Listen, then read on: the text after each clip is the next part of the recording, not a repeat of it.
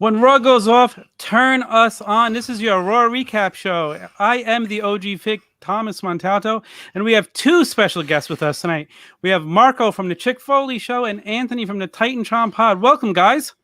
Hello, hello, hello. Thank you. Thank you for having me. No, it's my pleasure. I love to have you both on. So let's talk about Raw tonight. What did you guys think? Marco, go first. Where do we begin? It's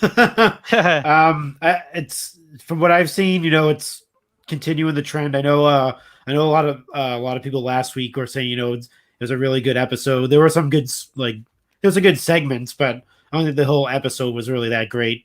Last week, same thing tonight.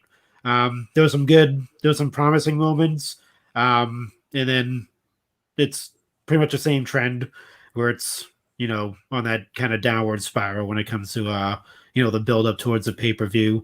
I think the anticipation of actually having a live crowd and knowing that it's going to happen at some point, I think it's kind of taken away from what they're trying to accomplish before the pay-per-view.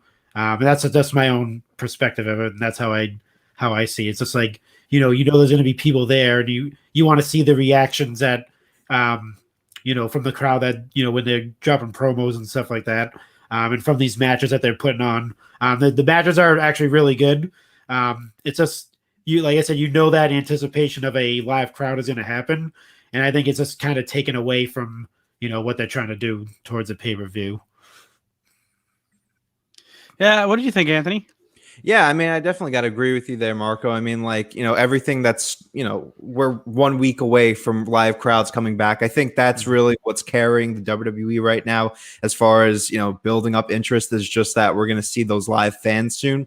But at the same time, it's definitely a positive. I mean, it's obviously a positive for them. And you could see it on TV because, the last few weeks of Raw specifically, SmackDown's been great, ever since Roman got the title. But, these last few weeks on Raw, they've lit a fire under their ass a little bit. They've definitely had some better shows. And this week, it wasn't a great show. You can't always have great shows all the time. You should be having great shows, especially on the lead up to your first pay-per-view with fans back. But I mean, I'm looking forward to Money in the Bank. I'm looking forward to seeing fans. And this show had its ups and had its downs. Of course, that's going to be the case when you have a 3-hour Monday Night Raw every week. But yeah, I mean, the show is what it was. It was a decent one. Definitely some stuff to get into, and I'm looking forward to talking about all of it. Yeah, I feel the same way. I felt Raw was on a roll for the last couple of weeks. I actually was enjoying it more. But like you said, leading up to the crowds, I kind of felt like today's show let me down a little bit. I didn't feel like it had that same feeling like the last few weeks. But okay, so let's talk about it. Let's start at the top. We started off with Miz TV. Entertaining segment, but when you get all those guys in the ring at once, sometimes it's a little too much.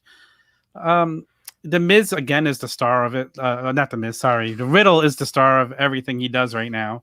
And he's just entertaining. He's funny. I enjoyed him. What do you think about the Miz TV segment? You can start. Anthony. Oh, yeah. Yeah, I mean, Riddle, like you said, we were talking about it on the Turnbuckle debate. Riddle has the potential to be one of those top guys that the company has right now. Of course, they just have to go in the right direction with him. But as it stands right now, Riddle is definitely one of the more entertaining parts of Raw on a consistent basis. Of course, his humor is very hit or miss. But, for the most part, they are a lot of hits, I guess you could say. Everything that he did on the ladder tonight was pretty funny. I'm really high comment. Yeah, that was a great one. That was a good catch. It was a little awkward at the end, everything that happened with Omos, because it kind of happened in slow motion. Okay, he tipped him off the ladder. Then we waited 2 minutes. Then AJ kicked him. Then we waited 2 minutes. Yeah. Then he threw him over the rope. Then we waited another 2 minutes, and then we came back and we went to the match. So, for the most part, the segment was good, and Riddle carried it, I would say. But it was a good way to start off the show. I guess it put a little bit of a focus on the Money in the Bank guys. So and Riddle shined, and I'm actually looking forward to seeing where they go with everything with Orton and Riddle. I wouldn't be surprised. I know a little off topic, but I wouldn't be surprised if we see Orton versus Riddle maybe at SummerSlam, just for something for them to do if they decide to break it up that early. But maybe they'll give them the tag team titles. Who knows? But as far as tonight goes, yeah, the segment was pretty good. All right, Marco, what did you think? No, I totally agree. I thought it was an awesome opening segment. Still not really high on Ricochet yet. He's had some promising moments. Obviously, last week the match with Johnny Drip Drip was amazing. We've seen that springboard off that top rope out into the over the barricade like probably all week. That was the highlight of Raw last week and stuff like that. But we talked about it on the show too. He can wrestle, to the cows come home, as they say, but it's the mic work. He still needs work on the mic. Still not convincing in that sense where, I'm believing that he is going to win the Money in the Bank at all. He definitely has a skill set to do so. But I think he was kind of like the miss for me in that segment there. Yeah, I really don't want to see him singing his spelling of his name again. Yeah, that was bad. I hope that's not becoming a thing. I love Ricochet in the ring. He's so good in the ring. Just do, sometimes less is more. So maybe get him working with someone so what he says matters. He doesn't need to do the big long promos, but definitely needs to work on the mic skills a little bit. You could see that tonight when he was in the ring with a bunch of people who can work on the mic. But I think he could put it together. Here we go. Right here, we got a comment from the call up. Ricochet has never been a good talker, and he's really got to get going on that. Yeah, that's the only way that you can, advance being a WWE wrestler, especially. The in-ring stuff is cool, and the moments like last week are cool, but you need to connect with the fans, and that all happens on the mic. Yeah. And then from there we lead right into the Morrison and Ricochet rematch, which I was really excited for, seeing them get to do it again. And it was a solid match, but again, a cheap finish. I wouldn't have mind the count out as much if it wasn't for the Miz getting in a way, because it was a nasty spot, and I could have seen him being counted out for that. I don't think they needed to have the Miz getting away with the wheelchair. True. I think they were just trying to, copy, what they did last week when he, did that whole, when he ran up and did the Hurricane Rana off the ass. I mean, like you said, less is more. Like you can, especially with Ricochet, you don't want to, obviously they're going to have the rematch. They had the rematch tonight, but you don't want to see the same thing you seen last week. Kind of like save it. They didn't have to have a rematch tonight. They could have, just left it at that Miz TV segment, or maybe later on in the night, like met up backstage and had some like kind of altercation or something like that. They didn't have to like do that match over and over again. And that's a consistent thing with Raw. As you know, if you watch it, you see the same match literally every single week. And I get it. There's, they're not touring right now. So a lot of that stuff that they're doing with the working of storylines and, got ladies and, guys working together. It's all live. So they don't have those like house shows to do that type of thing right now. And it shows essentially. Yeah. So like you say, he'll definitely come into his own, and he'll definitely be a big player in the Money in the Bank match. But like, it's just like, I was actually thinking when you were talking about when the call up, when he said, "What's up, Kenny?" When he said he was never a good talker, for some reason when he had that storyline with Velveteen Dream and NXT, that actually drew me into Ricochet. I'm not sure what they did. I can't remember if he cut promos or anything like that, but like that storyline with him and Velveteen Dream, like I believed in Ricochet. Like I believe that he was going to beat Velveteen Dream and all that stuff. I'm not sure if we can actually say Velveteen's name, but surrounding what happened. But it's like it was just something. There was like a drop off there. I don't know. It's a sweet. He's always a mystery to me, Ricochet. It's like you love him, and then like later on you like fall out of love with him, and then he does something cool and brings people back in, and then the next week it's it's back to what the hell, Ricochet. Right. Yeah, I mean, like you guys, I was looking forward to this match like a lot because I was watching the match live last week. And, I was kind of like, tuning into it, tuning out of it.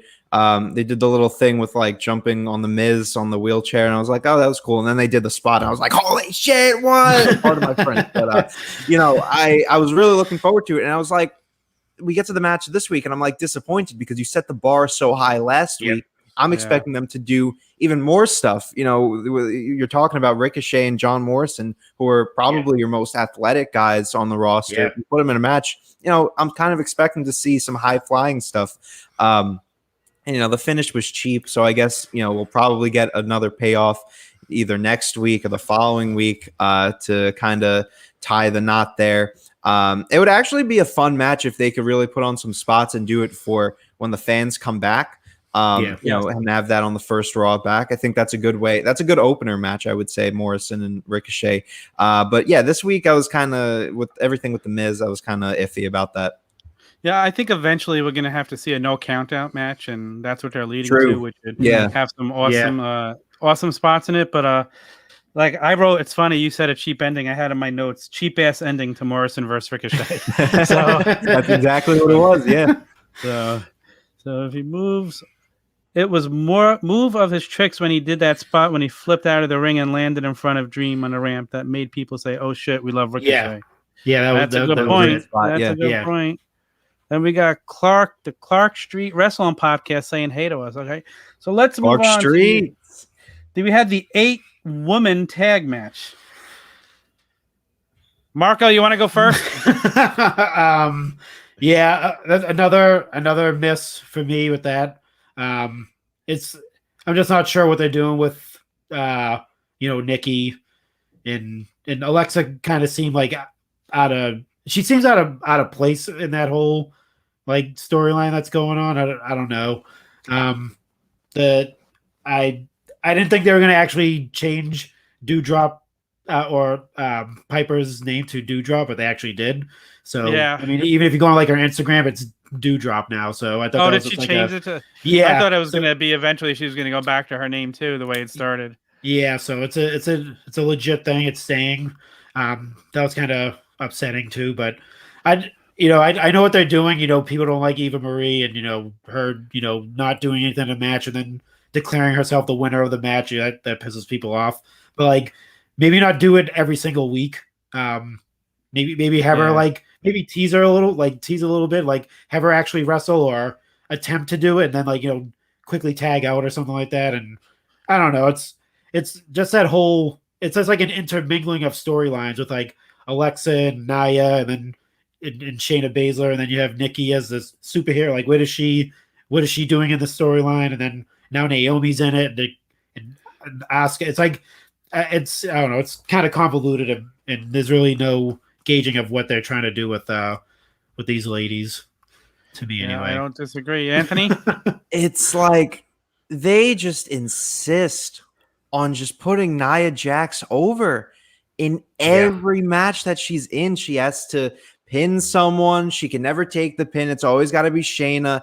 It's like, what is it about Nia to them that they just can't pin her? She used to get pinned all the time.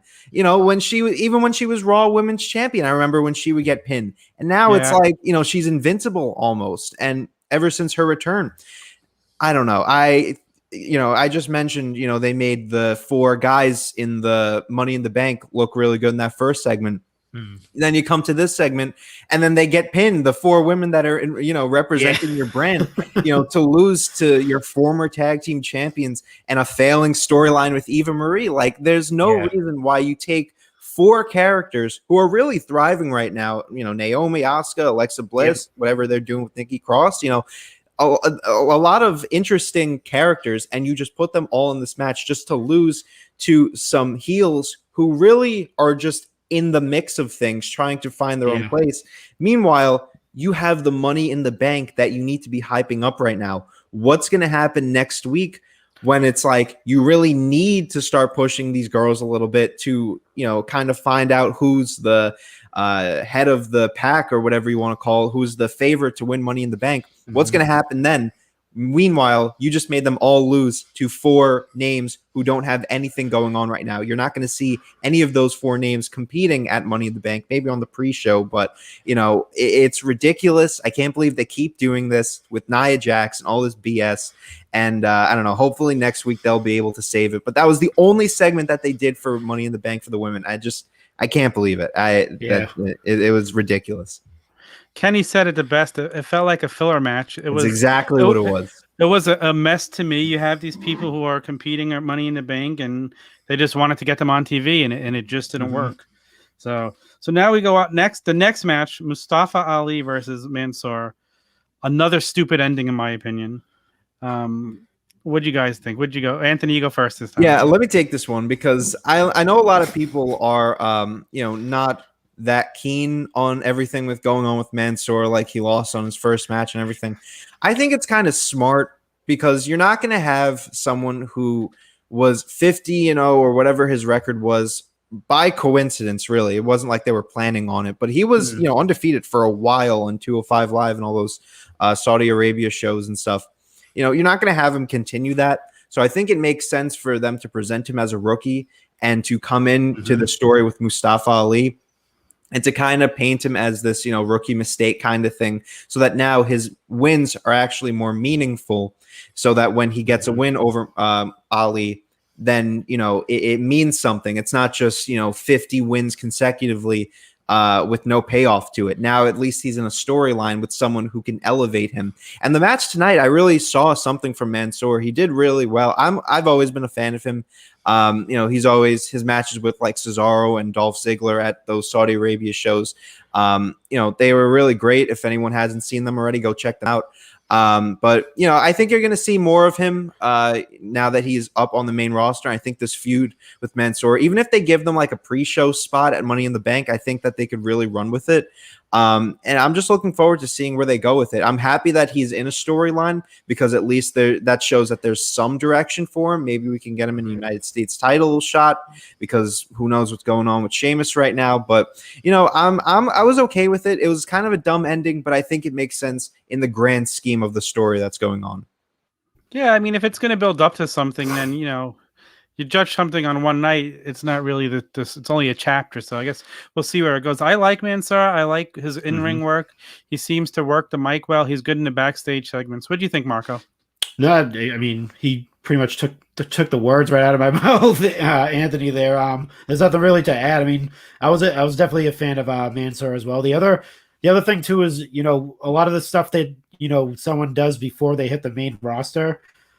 Usually doesn't translate over, like so in 205. He's like, he has this undefeated streak, and then he moves over to Raw. They're not gonna really focus on that win streak on Raw. Like he's coming in from NXT and 205 as this undefeated guy. They're gonna kind of who he is, but they're gonna kind of tweak his storyline a little bit to adjust it for the main roster, and I actually think they're doing the right thing. Probably what do you mean he's 50-0? He has to take a loss right now. Damn it! Kind of like the Oscar syndrome. Oscar get called up and she lost right away.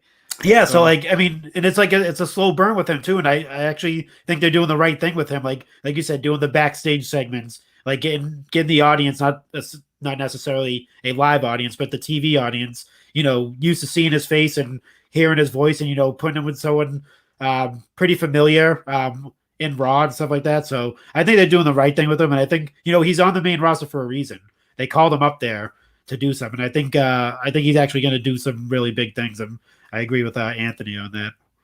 Yeah, I mean, I agree too. So the next match, I mean, Mason T-Bar versus Lucha House Party. Do we just want to skip it? I mean, they had a chance to reset these guys when they broke up. I'm can't even Retribution. Retribution. They broke them up. They unmasked them, and then they kept the same names. I was so mad that the announcers didn't say, "Hey, wait, that's Dio Madden and that's Dominic Dijakovic." They could have made them a massive team with their original names. Instead, they keep them as Mason T-Bar, and you have these two, big menacing guys that should be a monster tag team. And tonight they get a cheap loss to Lucha House Party. My whole thing with it is that, I'll be quick, but my whole thing with it is that I'm okay with them using the whole Mace and T-Bar thing. Still, oddly enough, I don't know how I am, but I'm okay with them using it because they've established their names and their characters behind those names. My thing is, if you're gonna break them up from this group that you were, at some point presenting as a threat to WWE, but we know how that fucking ended up. If you're going to be presenting these guys as a threat, why aren't you pushing them now that they're on their own and trying to prove themselves? Why aren't they getting wins after a dominant performance? They did pretty well in this match. They had some really cool tag team moves and stuff. Why are they losing to Lucha House Party? If they're really trying to go all in on, I'm sure they're not, but if you're looking to build some more tag teams, why not at least try to do something with these guys? You have a following behind them already. You have some fans behind their belt who are like, trying to get into this whole thing. Why not just, take a risk and have a random win, a win that you would have on main event. You put this match on Raw. It could have been the same exact thing, but they just don't want to pull the trigger on them for some reason. And you think a Vikings Raider versus a Mason T-Bar match could be a pretty physical, good matchup. Yeah, that would be great. Making them a real tag team, and got to get the belts off of AJ and Almost, and that's just a joke. But yeah. Any thoughts there? Any more thoughts on that?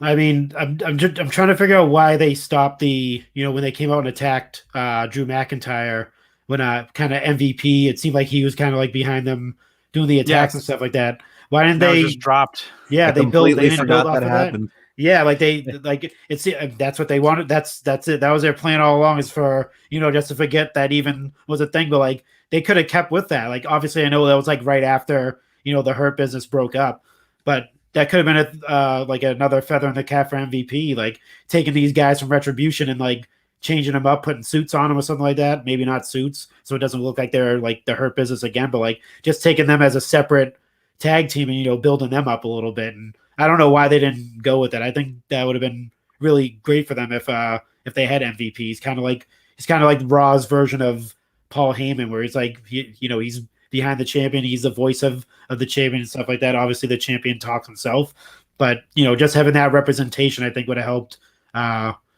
Mason T-Bar, move up a little bit and not, have these like cheap wins and losses and all that stuff. So.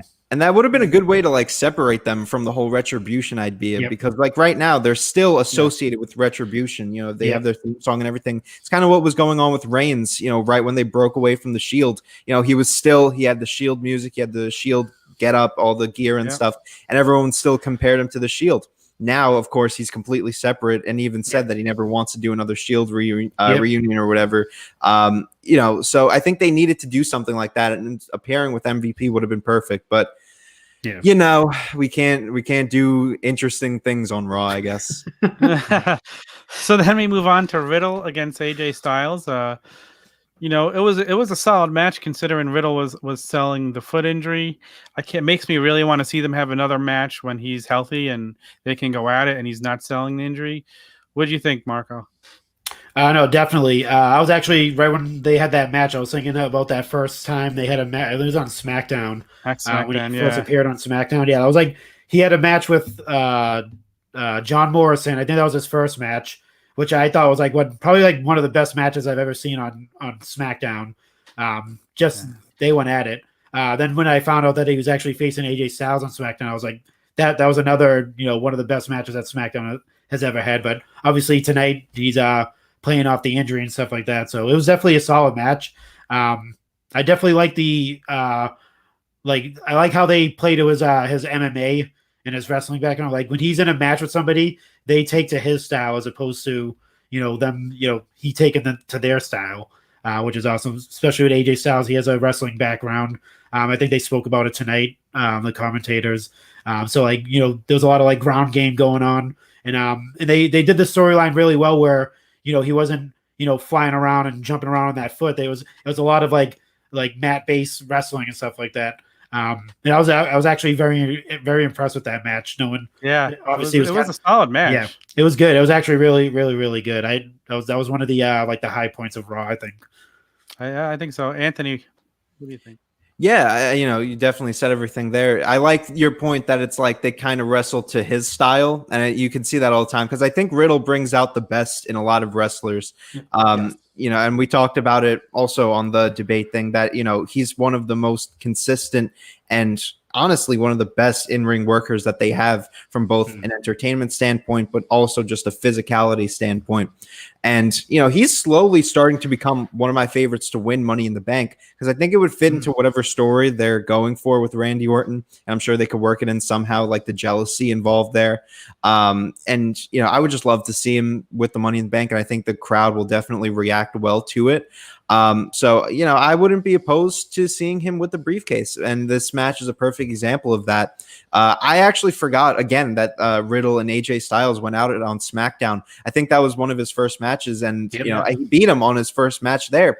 And it was a great moment. I remember that match like vividly. It was a really great match. So to see them again, especially, with the story, with the foot and everything. I also like that they incorporate no shoes and everything into like storylines, like, he gets injured with his feet. Obviously it makes sense. But yeah, I'm looking forward to seeing, Riddle's just great. I'm looking forward to seeing everything they do with him. Interested to see where they go with AJ and Omos versus the Viking Raiders when we get that match. I wonder if they're going to do like a title change with the first title match with crowds back, or at least on Raw. I'm looking forward to seeing what they do with that. It should be interesting. And Mike Belcaster is right. He said that Riddle is a quality worker. And another thing I love about him is he sold the injury right from the get-go, coming into the ring, not being able to kick off the shoes. A lot of guys would just come out and kick them off like it was nothing and then go to the match. So Riddle knows how to sell, when to sell. Like he is the future, man. He's so good in the ring. 100%. So let's go to the Charlotte and Rhea waste of a promo. Like, what are you doing with 2 weeks out of a pay-per-view match? Just made no sense. I was starting to enjoy the build-up they've been having the last couple of weeks, and then they just had that abysmal, just wasteful thing tonight. So, and I hate to say that, but it really, that's the way I felt about it. What do you think, Marco? Yeah. The only thing I can really think about is like, what they're doing with Charlotte right now with I know she's there to try to help like build Rhea up. I don't want to say Rhea as a champion is like a failed experiment at all, but we have to wait. I think it's like a whole wait, like I said at the beginning. It's like kind of like a waiting game to see what happens when they're in front of a live crowd and see what the reactions are. And it seems like that's what they're really waiting for, is to see like, when Rhea Ripley walks out, is she going to get, that warm welcome from the fans, or is it going to be like, booing and all that stuff? And how Charlotte going to be, because we don't know. We legit don't know. That's how we have no clue. That's how they gauge everything. Like Charlotte might get, cheered the whole match. She may not. Like, who knows? They might both get booed. Who knows? I was gonna say they both might get booed out of the building. You never know. Yeah. So like I said, we don't know, and I think that's why, like you said, it was kind of an abysmal kind of waste of a promo, because it's like just having promos right now with no fans, like that's where you're getting the reaction from, and like the canned reactions and stuff like that really don't do anything, because you're not getting a real reaction off of that. What they're trying to hit. They're trying to hit their points during their promos and stuff like that, but like it doesn't hit the same way when there's nobody there to react off of it, essentially, besides the other person that's in the promo. But I think it's just, like I said, it's another kind of like a waiting game and to see what happens in front of that live crowd. And I think depending on what happens throughout that match, I'm not going to make any predictions on who's going to win, but I think they're going to predict who's going to win based on what the crowd reaction is that night. And I think it's like Money in the Bank is kind of like a big gamble, essentially, because it's a really first live full capacity crowd that they're going to have in a while. So we'll see. Anthony, any thoughts to add to that? Oh, I mean, the segment was awful. I think that just goes without saying, but it's like, I get what they're doing, because if they pulled it off smart, it would actually make a lot of sense, presenting Rhea as the heel by just doing whatever Charlotte does, whatever she did tonight with the crutch and everything. If they presented it correctly, as in still making her realistically the face, but she's presenting her as the heel in order to just get in the mind games and stuff like that. And you can even have Corey Graves, she's faking that injury, blah, blah, blah. And then Byron Saxton, the face commentator, no, this is actually pretty smart of her, blah, blah, blah, still presenting her as the face, but she's kind of getting into the heel tactics to try and up Charlotte at her own game. But it doesn't work if they're both heel. It makes no sense to have Rhea be booed. I wasn't sure. There was a point where I think Charlotte hit Rhea's crutch. Sounds like a Star Wars match. Lightsaber duel. She hit her crutch and she was on the floor without a crutch, and then Charlotte was just standing over her menacingly. And I was like, am I supposed to cheer her? Am I supposed to boo her? What is going on? I have no idea what was going on. And that's been the case since like Hell in a Cell, because, they did the whole spot. That would have been the perfect opportunity for face Rhea to be like, I'll do the heel tactics, but I'm still the good guy here. And if they just presented it like that, you still have face versus heel. You have someone to cheer. It would have made a lot more sense, but they're doing heel versus heel. They're telling the Thunderdome to boo Rhea for whatever reason. The segment tonight would have been really, really good if they just made those little changes to it. And as far as Rhea being like a failed champion, like you mentioned, I think, I always say it, your champion is as good as the challengers that you put him up against. So if you're going to keep putting her up against Charlotte and Asuka, you're only going to get so far. So at least now you're starting to build up some other contenders through this Money in the Bank. Like, you could see Rhea versus Naomi. You could see Rhea versus Alexa Bliss, which would be pretty interesting. You could see Rhea versus Eva Marie and Doudrop, whatever. It's new. It's interesting. And I think they need to start just press refresh at Money in the Bank. Let Rhea just go and win the title, retain the title, I should say, and then just do something, do something interesting with her and not have her heel, because the fans are not going to boo her at Money in the Bank. It's impossible. Charlotte's just a bona fide heel at this point, and there's no way that they're going to turn on Rhea. Now, it's going to be interesting what the fans add to that story, and we see who the face and who the heel is once they're back in a couple weeks. So if I was watching Raw on a DVR tonight, I would have fast-forwarded through the next match. R-Truth and Jackson Riker versus Elias and Cedric Alexander. Do we just want to skip it and be nice? It's another filler match. I got nothing to say on it. Yeah, I feel like everyone knows the general opinion on Jackson Riker and the 24/7 division. So once you put those two together, it's a match made in heaven, ladies and gentlemen. But let's move on. Let's go right on to the main event. We have the New Day versus Lashley and MVP. Kofi's on quite a roll lately. He's at the top of his game. He's super enjoyable. I feel like Xavier's about to break out. They're rolling right now. Lashley is the monster heel. You kind of believe, watching what's going on, that Kofi has a chance to beat Lashley, which I still think they're going to put Lashley over and can continue to build this heel run. But I enjoyed the main event tonight. Anthony, what'd you think? Oh, I always love whenever Kofi gets a chance to be a main event star. I've always been a fan of Kofi. I actually met Kofi Kingston a long time ago when I was younger. So ever since then, he's been one of my favorite wrestlers.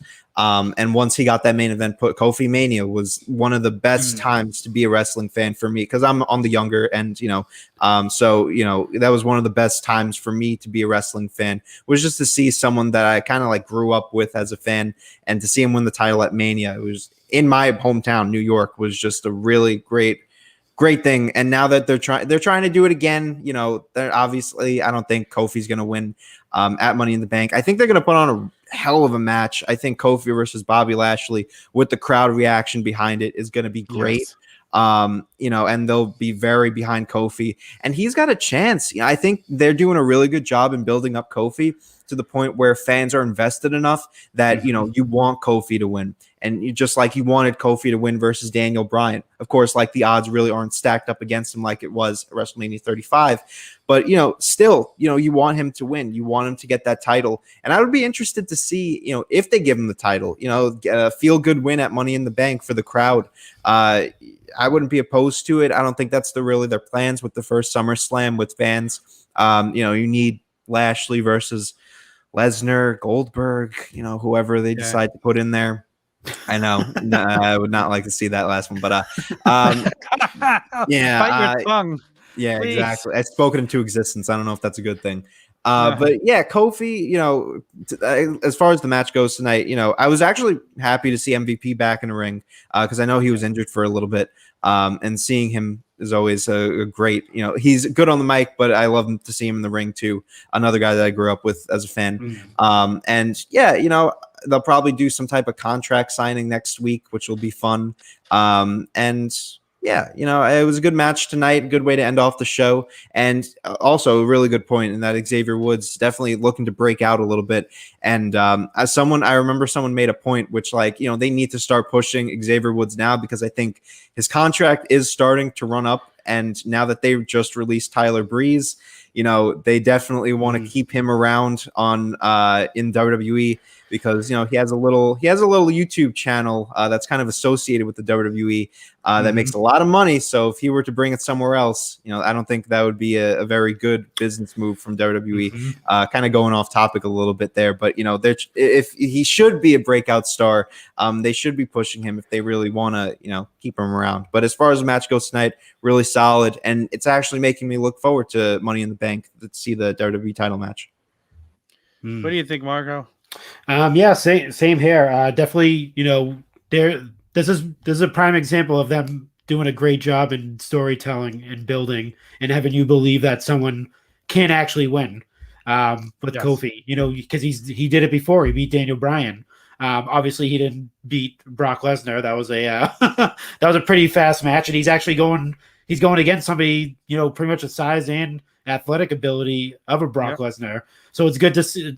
We won't get like retribution of what happened between that match, but we'll get to see how Kofi fares against someone that size, and that build and that power and speed, and hopefully in a longer match than his 8-second match with Brock Lesnar. So the other thing too is I think with Xavier Woods, it seems like they are trying to break him out as a singles competitor, but I'm almost wondering if it because you haven't seen the actual New Day breakup.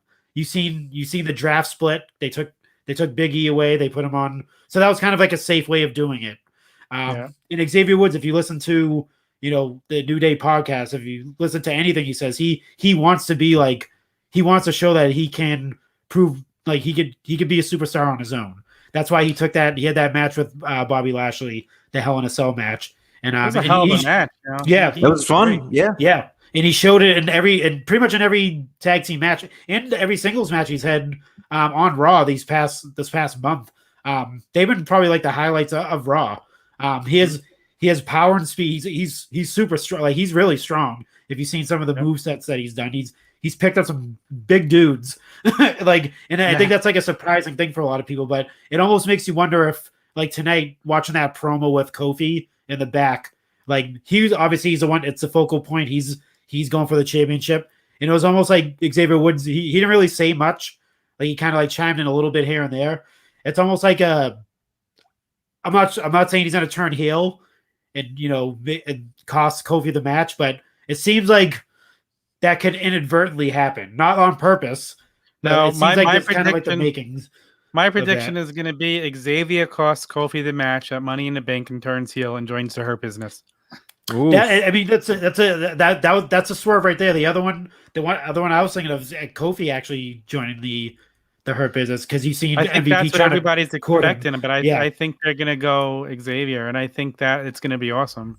There was a moment at Hell in a Cell when I thought that they were both going to join the Hurt Business and kind of screw out Drew McIntyre from winning, and now you have this new Hurt Business. But I mean, either Xavier or Kofi, I think, would be really great additions. Xavier especially because they could always bring back Cedric if they wanted to. And I think they could be a really fun tag team, Xavier and Cedric, if they really wanted to, because he kind of doesn't have anything going for him right now. Hey, you never know. I look forward to an Xavier promo after he turns on Kofi, saying it's all been about you, and he just lets it go. I bet he would give an epic promo on that. And he could cut it. He's so good on the mic. Yep. He is so good on the mic. He breaks his trombone, and just this new attitude from him. Yeah, the New Day just completely breaking up. That's scary. That scares me a little bit, but same. Yeah, well, there'll be a big reunion down the line. So I like to end the show. We rate the show on 1 to 5 stars. You could give it a half a star, whatever. Marco, go first. Oh man, that's a lot of pressure. This show in particular will go. I'm gonna go 2.5. Maybe actually 2. I'm gonna go 2 on this. Wasn't a real build up to the pay-per-view. A lot of, like we talked about, a lot of filler matches, a lot of storylines that don't belong in Money in the Bank that were a part of the show. Obviously, it's a 3-hour show, so they have to do a lot of stuff, but they can use that 3 hours to build what they have going on towards the pay-per-view, and obviously they didn't do that. So yeah, Anthony, what do you think? Yeah, I'm also gonna go with a 2. I think they had some strong moments in the show, but I don't think they were strong enough to really save the show from being anything but just a decent show. I was thinking of giving it a 2.5, but like Marco, it's just, it's one of those just meh shows, not a lot going on. And I think the weaker points were too weak to really put it over the, especially I would give it a half a star or no stars just for that fucking Rhea shit that they pulled. But pardon my language. I don't know if I'm supposed to be cursing this much on here, but I'm gonna give it a 2. Yeah, I mean, it's funny. I was thinking a 2.5 as well, and I felt like I was being too generous with that. So it's probably a 2 for me too. As Mike Belcaster says, from hearing everything we had to say, he's giving it a 2.2. All right, guys. As you can see, Marco, plug the Chick Foley show. Tell people where they can find you. Yeah. So we're everywhere. So everywhere you get your streaming shows, or your DSPs, as they say, digital streaming platforms. So you can find me on Chick Foley Show on Twitter. I run the Twitter account, and Sheena, she runs Chick Foley, the Instagram account. So that's where you can find us. And we, every week, every Friday, you can hear our musings on what's going on in the world of wrestling and figure collecting. It's a great podcast. I don't miss it. Anthony, plug your stuff. Tell people where they can find you. Of course. You can also find me on all the DSPs. That's a new one. I'm going to use that more often. Never heard of that one. You can find me on Twitter at @the_TITANTRON. You can find me on Instagram at the TITANTRON Podcast. I have some merch that you could find. There's a link somewhere that you could find it. I'm on Spotify and Apple Podcasts. Right now I'm posting every once in a while, but I'm going to get into a flow of it soon for the podcast. But you could hear me every Friday on the Bench Sports app if you haven't downloaded already. It's a new 24/7, kind of 24/7, but not really 24/7 sports radio radio app. We talk about all sports, basketball, football, baseball, really anything that you would want to talk about. And this guy right here talks about wrestling at Friday, 6:30 p.m. Eastern Standard Time on the Bench app. It's always a fun time. And of course, you two, once I figure out how to get guests on the show, because we use weird software, but once we figure out how to do guests, you two are always welcome to join. Awesome. Thank you, man. And you can follow me on Twitter and Instagram at the OG Fig Kid and the Turnbuckle Tavern. You're watching this, just click subscribe to the YouTube channel, and you can find the Turnbuckle Tavern and all the, what was it, DPS? DSPs. DSP. Yeah. Follow DSPs. us on all the DSP platforms. Get all of our links at the turnbuckletavern.com. Thank you guys for joining us. We will see you next week on your Raw Recap Show.